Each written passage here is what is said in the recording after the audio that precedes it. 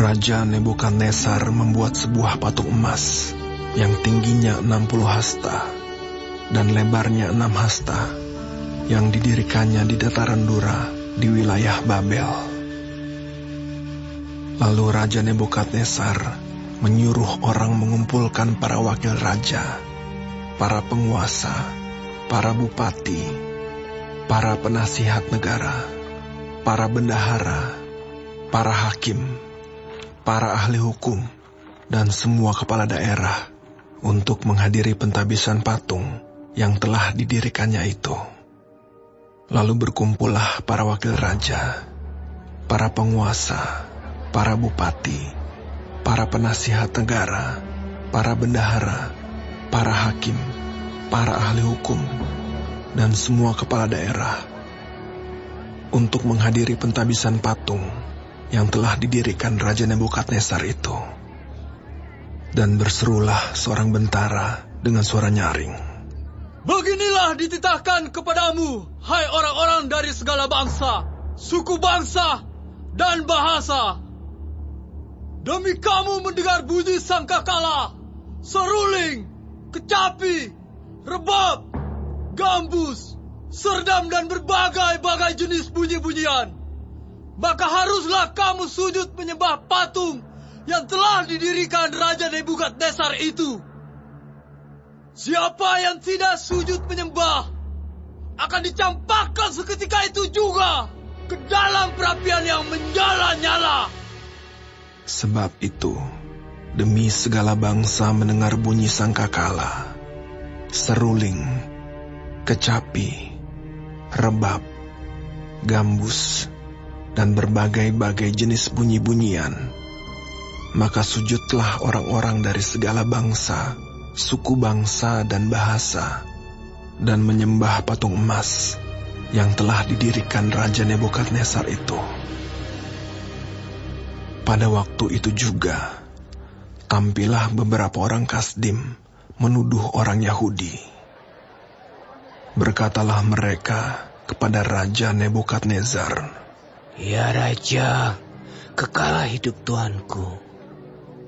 Tuanku Raja telah mengeluarkan titah bahwa setiap orang yang mendengar bunyi sangkakala, seruling, kecapi, rebab, gambus, serdam, dan berbagai-bagai jenis bunyi-bunyian harus sujud menyembah patung emas itu.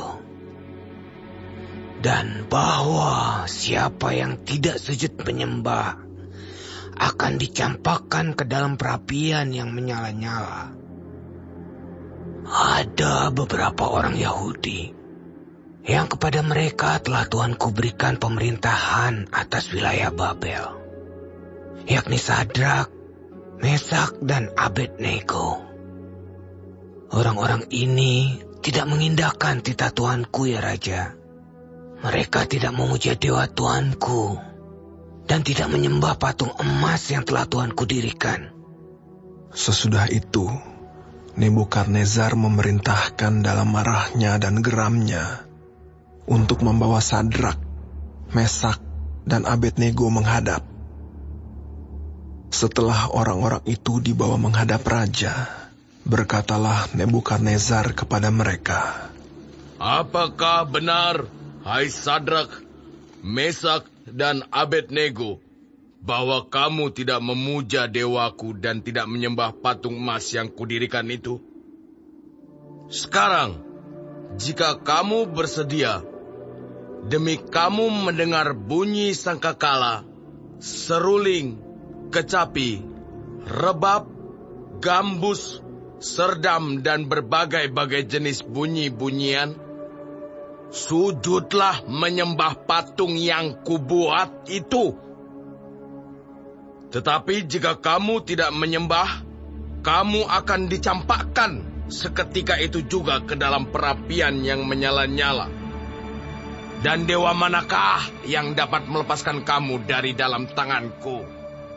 Lalu Sadrak, Mesak, dan Abednego menjawab Raja Nebukadnezar, "Tidak ada gunanya kami memberi jawab kepada tuanku dalam hal ini. Jika Allah kami yang kami puja sanggup melepaskan kami, maka Ia akan melepaskan kami dari perapian yang menyala-nyala itu, dan dari dalam tangan-Mu, ya Raja. Tetapi seandainya tidak, hendaklah Tuanku mengetahui, ya Raja, bahwa kami tidak akan memuja dewa Tuanku, dan tidak akan menyembah patung emas yang Tuanku dirikan itu. Maka meluaplah kegeraman Nebukadnezar.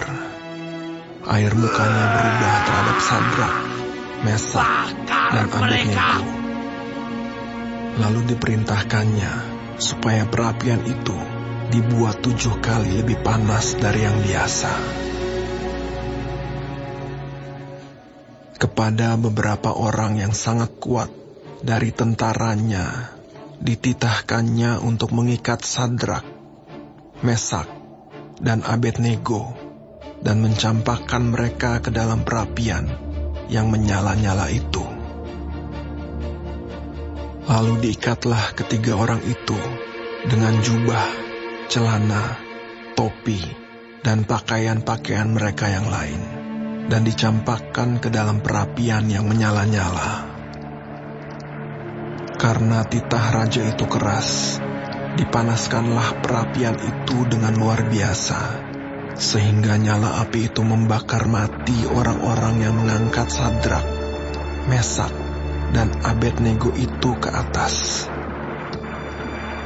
Tetapi ketiga orang itu, yakni Sadrak, Mesak, dan Abednego, jatuh ke dalam perapian yang menyala-nyala itu dengan terikat.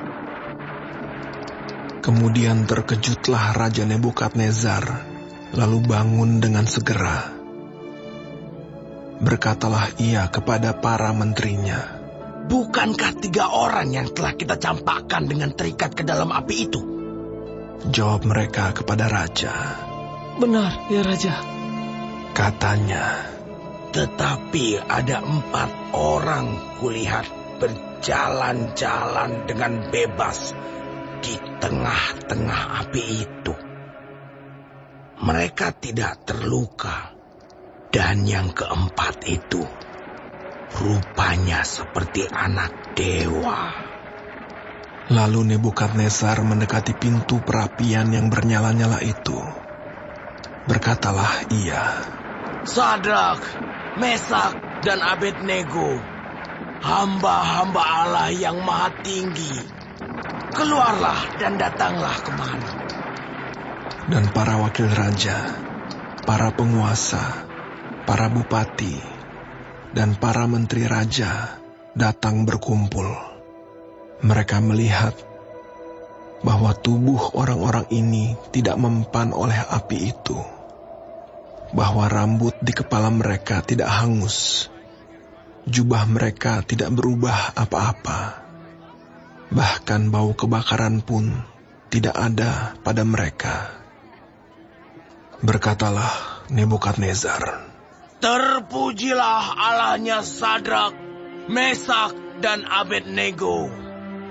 Ia telah mengutus malaikatnya dan melepaskan hamba-hambanya yang telah menaruh percaya kepadanya dan melanggar titah raja, dan yang menyerahkan tubuh mereka karena mereka tidak mau memuja dan menyembah Allah manapun kecuali Allah mereka.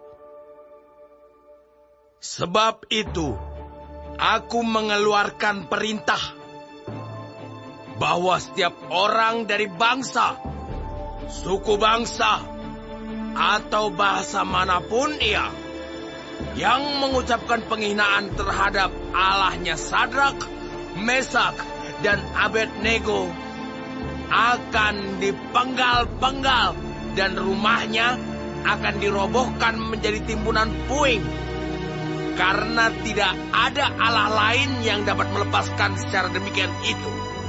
Lalu raja memberikan kedudukan tinggi kepada Sadrak, Mesak, dan Abednego di wilayah Babel.